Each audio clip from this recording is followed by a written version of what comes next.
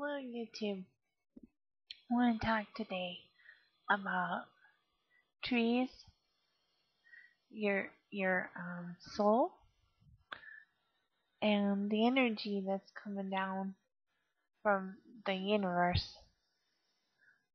Okay, I heard something very interesting a while back about trees. That every tree here on the planet is actually connected to a star and or a planet. And I found this particularly interesting because when I was studying, when the universe first came into communion with me, it gave me this picture that its whole center is a grand tree, a celestial tree. And so it makes sense that all of the stars and the worlds would be like leaves, and because they send energies around, and these energies go through each of the stars. Stars are like carriers of the energies from each star, and it sends it down to us. If these energies probably coalesce and manifest themselves as trees. I know you guys are probably finding this a little unusual, but the trees then they take root, they develop species, but the trees are so important to us.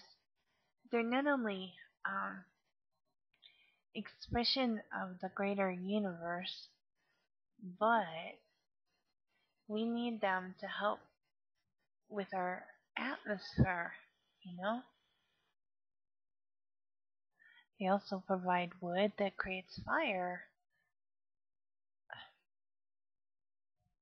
So trees are essential, and they're very sacred. We had at one time the philosophy of the world tree. We didn't think of the earth as a planet. We thought of it as a tree.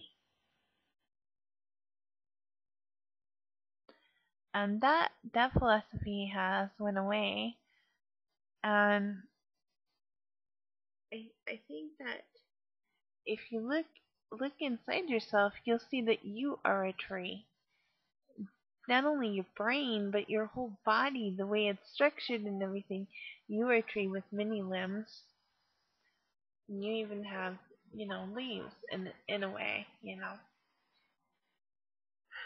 So the tree is very special and sacred and important to us.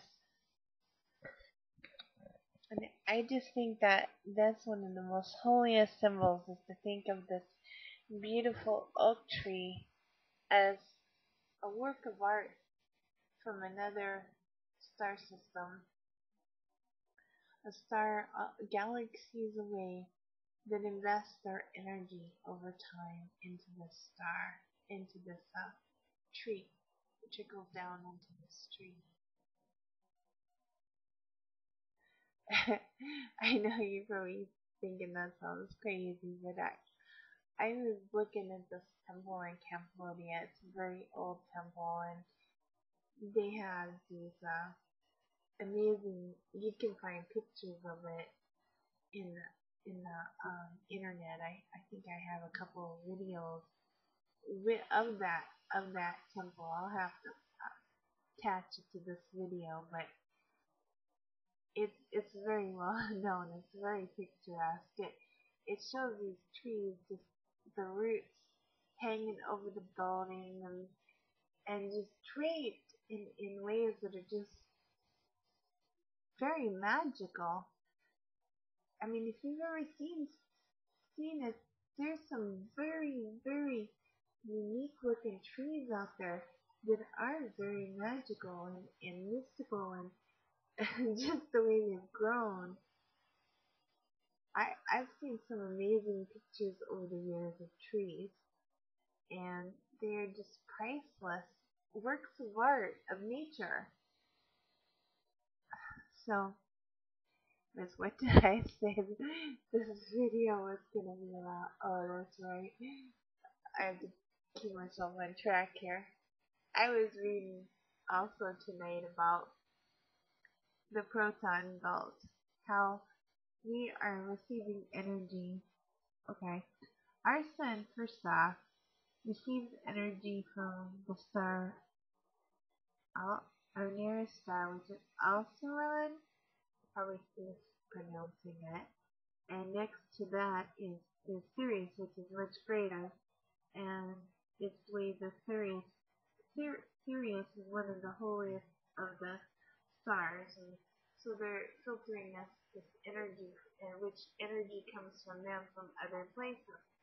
But as time goes, we're entering this proton belt, and all these energies from the stars and the proton belt are affecting us. It's changing us. And I was reading this and I was looking at the date when they said this would all begin. I was going, wow, that's when I had an enormous opening in the universe. I mean, I I had phenomenal things happen to me when a period of, I'd say, 6 months, and that was about 2009. And in that time, oh, I couldn't tell you all the things that happened. They were too personal, but they carried over to last year, and it was just amazing, amazing time. So seeing that was like, wow, I know that, you know, this change is coming from the cosmos itself. It's not anything induced by any aliens or anything. And I see so much fear out there, and I want to say to you people, you know, you got to realize there's a greater plan here. So they may they may have an agenda, but the universe has its own agenda. That's right. You would trust the universe. The universe is God. If you guys would connect with the universe and with God, you would know everything's all right and that you shouldn't be so panicky or scared or having to go around and it's just crazy some of the stuff I'm reading on here. Kids need to get in touch with God.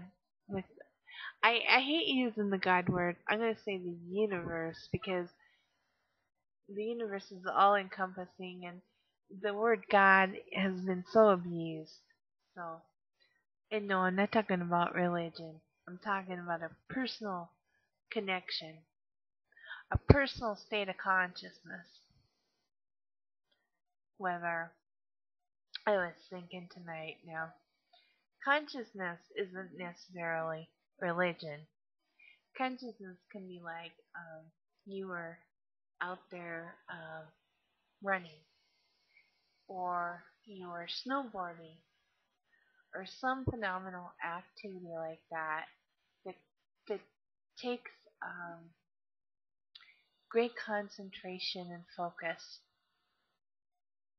Yeah, it takes a lot of discipline to do that. And while you're doing that, oftentimes people, you hear stories, and I mean, that, how do I want to say it? Well, it's just that those people, they, I don't know if you've ever like run long distance. If you run long distance, when you're in the state, when you're going, after a while, a certain amount of distance, you slip into this other state. I guess that would be an example of heightened consciousness, and you're no longer really in your body. It's like you're there, but it's difficult to explain. It's it's a different way of uh, it's not like taking drugs or anything like that. It's just you just all of a sudden everything, you and your body kind of separate. You're just kind of aware. Your body's just there going and going, and you're just, the other side of you is not struggling or anything. It's just kind of flowing along. That would be like a stream of consciousness moment. Um, I'm no expert with the other disciplines, but I do know that the same thing happens when you're like doing art. I like painting. It's very physical.